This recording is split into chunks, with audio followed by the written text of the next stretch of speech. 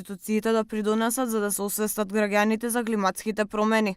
Ова е дел од универзитетската порака за да се допре до свеста на човекот за животната средина. Подоброто утре да се добие за идната генерација, а за да се постигне тоа треба веднаш свесно и одговорно да постапува секој човек.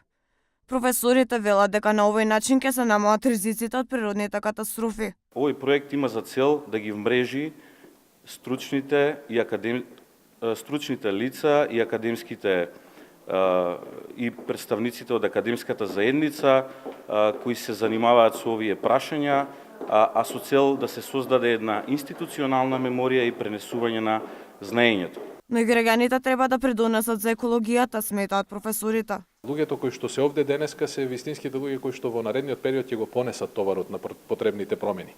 Кога ќе почне усогласувањето со европските директиви, ќе мора многу мудрост и многу трпение и многу знаење да покажеме. Токму затоа не губиме време, ние действуваме проактивно и заедно со институтот сакаме да укажеме на значењето на овие многу важни прашања. Денеска дискутираме само за климатските промени. Битно е да се реактивира една исклучително значајна сфера, пред се преку градењето на капацитетите и сензитивноста во академската заедница и понатаму тоа да се пренеси и до јавноста како релевантно прашање кое не сме да биде заобиколено од проста причина што главниот ризик фактор кој станува збор за намалување на ризици од катастрофи е токму човекот.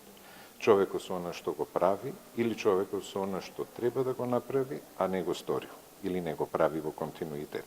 Глобалното затоплување веќе зема замав, а проблемот, иако е алармантен, не се забележува и не се земаат доволно мерки. Енормно зголемените температури се едни од последиците кои се неизбежни со климатските промени.